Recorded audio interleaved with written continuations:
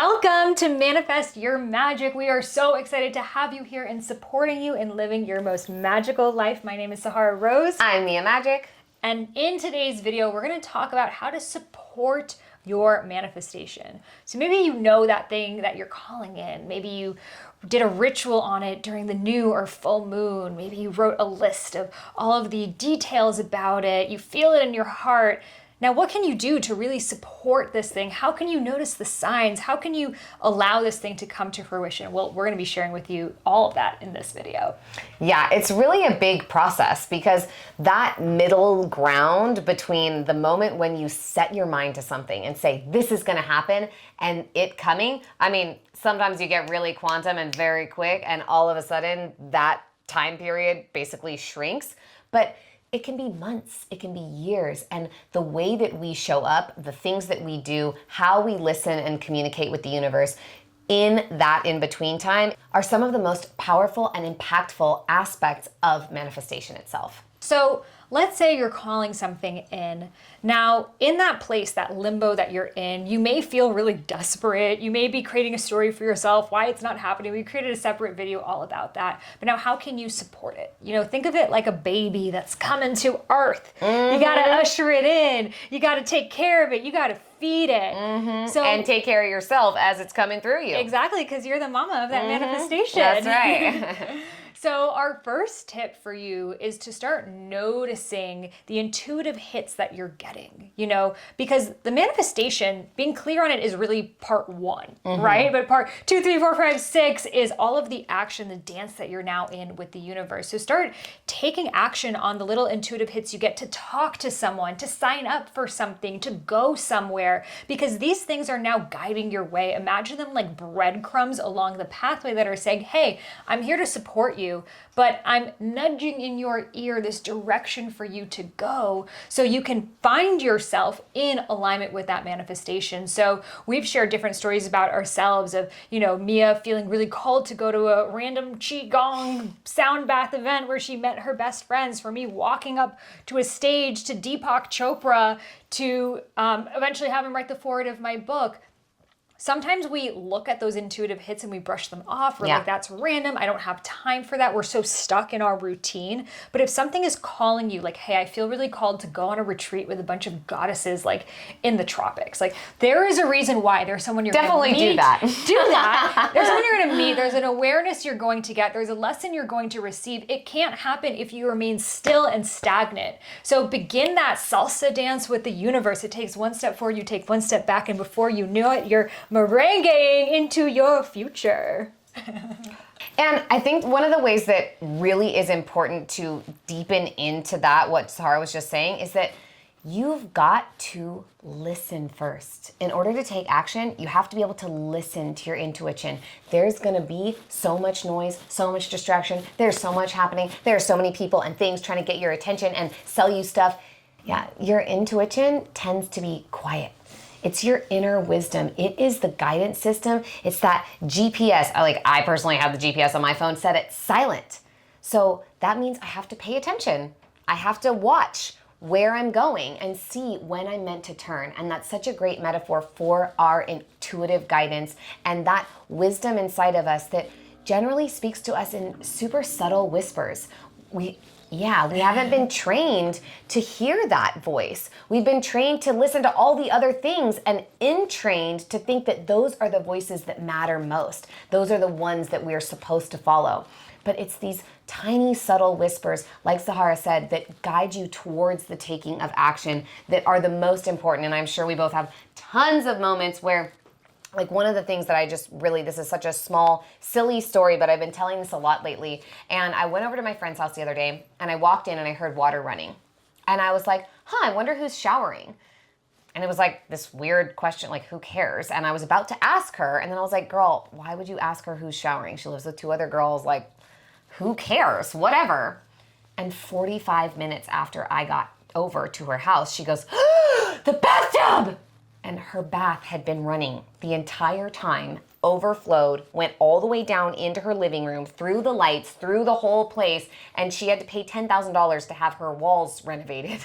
And it was a big thing. And that was this small little intuitive hit that came to me. I would have saved her all the trouble, but I didn't trust it. I didn't listen to it. I didn't say anything, and I could have. So it can be very unusual, small little things. Another story like that, super simple. I was at my partner's house before we moved in together. There was this little green bag by his backpack. And I was like, oh, it's right by his backpack. He'll get it. Like, I wonder what that is, but whatever, it's fine. He'll see it. And I just brushed it off, didn't say anything to him about it. Wasn't like, hey, baby, what's that green bag? And the next morning happened to be my birthday. And we woke up and he goes, oh my God. He's like looking everywhere. I'm still in bed. He's like freaking out, has this card in his hand and is panicked. And I was like, what? He's like, I can't find your birthday present. I had this thing specially made for you. And I was like, what's it look like? He's like, it's in this little green bag. I was like, oh, I saw that yesterday. It's on the couch at your house. And those small things that we don't think matter can often just be the universe trying to support you in connecting to it deeper, in knowing that, hey, this is me, this is my guidance, or this is my inner knowing that's communicating to me and speaking to me. And so one of the things that has been really helpful for me in that practice of knowing what my intuition, as I like to call it, is asking for signs. Maybe there's an animal, like Sahara loves the dolphins, and for me, it's like dragons and human earth animals, tigers, and there's so many numbers that have significance to us. Like my partner's birthday is on the 17th. When he sees something is 17 or something's at 17 minutes, that's the sign for him. He's like, yes, because that birth number is that creation. It's that beginning of life for him. So it doesn't have to be angel numbers like 333 and 444 and 555. It doesn't have to be like that, but any sign, whether it's a feeling. Some of us are more sensorial. Some of us are more tactile and kinesthetic in the way that we learn. Maybe it's a sound. You can like hear the voice. Does the voice of my fear talk to me like this? And the voice of my intuition talks to me like this and has a beautiful fairy-like British accent or something like that. You can ask your body, your guidance, the universe to connect to you through all sorts of different signs, whether that's auditory, visual, animal, feeling, in any way. And there's so many different ways that the universe shows up for us and supports us in being guided exactly where we're meant to go. I love those stories so much. And yes, having a number, for me, it's the number 14. And whenever I see it, I just know it's a reaffirmation that I'm on the right track. Seeing certain colors, certain textures, hearing certain music, hearing maybe your mother tongue, these are all signs. Like Mia was sharing that this home was made out of redwoods, which is where she was raised in the redwood forest. So these are all signs that are pointing us towards that right direction. And a story that I shared with Mia on my podcast is following my intuition once saved my life. Yeah. I was in Boston where I was going to Boston University. It was the day of the marathon. Every single year I watched the marathon from the finish line. And for some reason I was stalling. Like I didn't want to go. I wanted to go later. And long story short, finally I was on the way to head over to the marathon when I heard an explosion. And all of a sudden I saw all of these people running my direction and I had no idea what was going on. We all ran back to the apartment where we spent the next 3 days because that was the Boston bombings. And had I not listened to my intuition, I would have been right there at the finish line. And I don't even know if I would be here sharing this video with you. I don't even know if I would have all of my limbs. So that's a moment that my intuition showed me, please don't go there, stay home, stall. It was like finding things for me to do, for me to not go in danger's way. Now, had I overridden it, had I said, oh, I gotta get to the finish line at 10 a.m., I'm gonna get the best spot, who knows where I would be right now. And I share this with you because your intuition, it has a deeper awareness than we can ever understand. And as women, we have been trained to override it. Yeah. We have been trained that someone else outside of ourselves, the teacher, the parent, the authority figure, the government, they know better than we do about our own decisions. So we've been trained to say, oh, be rational, not emotional. Cut yourself off from your intuition. When really cutting ourselves off from our intuition is like an animal cutting themselves off from their survival instinct. Without it, we will die. So as big of an experience like this, or as small as one of just, getting the ice cream flavor that you wanted because you got on time that day, all of this, it's practice. So Yeah. start practicing like, okay, where's my intuition guiding me? We have a fun telepathy game for you in a future video, so stay tuned for that. But start practicing with your intuition, even asking yourself, okay, what will you have me do? Where will you have me go? A pendulum is a really great tool to start practicing. Having like a pendulum, just a string with something like a crystal hanging on it, and say, okay, if you swing right to left, that's no. If you swing forward to back, that's yes. And start asking it questions, or even using your body as a pendulum. If I move forward, that means yes. If I move backwards, that means no. These are ways that we can start to ask ourselves this question without it coming from the mind, but rather it coming from the soul. And in doing that, it also sometimes doesn't have to come as like a number or even anything specific. It can be that you see the same thing over and over again. So something that happened for me is several of my friends have gone to this thing called the Hoffman process, and it sounded really cool. I have done a lot of deep spiritual work, but even these people that I know that have done all the things have said it's really profound and impactful. I was like, okay, so I was thinking about it. Maybe that's what I should do. Maybe that should be like my next thing that I go and do for myself. And I was talking about it and just thinking about it with myself. And one day it came up and I thought to myself, I really feel like I should do the Hoffman process. And then I just let the thought go, and I was writing in my journal and my pen ran out.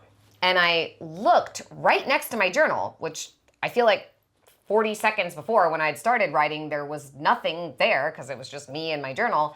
And all of a sudden there was another pen, and I picked it up and it said the Hoffman process on the pen. And I was just like, I've never been there. My partner's never been there. It's like at my own house on my dining room table. It was like confirmation. Confirmation can be a huge piece in when you're asking for signs of like, oh, okay, obviously, yes, I need to go. And I immediately just went on the website, did the thing. And then the day that I had the whole conversation with them, you have like an enrollment call. That night, I was talking to someone about personal development. My oldest friend from New York, who I bumped into at the farmer's market, like we used to be friends when we were 18 years old. And she goes, have you ever heard of the Hoffman process? And I was like, I literally just signed up like yesterday. It can be things like that. There was this place that I wanted to go, like when we're gonna go celebrate Sahara's birthday, there was this place that I wanted to go, and I really wanted to go, and I just wasn't sure, and I just kept seeing it. I kept seeing the whales that are gonna be there. I kept seeing the country. People kept talking about the Dominican Republic. I was like, oh my God. So it can also be just the thing repeating itself and showing itself over and over to you, like that retreat in the tropics with your goddesses. If you keep seeing that, that can be a sign. That can be a confirmation and a validation for you that, hey, yes, you are meant to do this thing. Follow that guidance, go and do it. It's going to be life-changing, and you have no idea who you'll be on the other side. Yeah, and tarot cards are another great way to use divination in that way. And one of the things that I did when I was launching my program, I asked it, I was like, okay, should I do it on the Scorpio new moon or should I do it on 11/11? And the one that came up for Scorpio new moon was like, this sort of like Monday, it was like chop wood, the Buddhist proverb, chop wood, carry water, like life stays the same, pretty normal, et cetera, et cetera. I was like, okay. And so I chose a card for 11/11, and it was like new life. And it was all these beautiful flowers and blossoms. And I was like, okay, that seems pretty clear to me. I know which one I'm going to do. I want the new life. I'm already in the chop wood, carry water. And it turns out I was meant to do this 3-day water fast that ended up being a 5-day fast. And it was so transformative for me. I'm actually finishing it right now. And it was so, so powerful. I'm so glad I did that. And now my vessel is even clearer for that new life to blossom from within me. And I understand even more so why that happened. So good. So share with us what your signs are. Is there a number that you love, an animal, a language? What shows up for you in your life that's guiding you towards your highest self? We're so curious to learn, so share about that in the comments. So thank you all so much for watching. Make sure you like, comment, and subscribe. Share this video with anyone you think will resonate. We appreciate you watching and manifesting your magic with us, and welcome to your most magical life.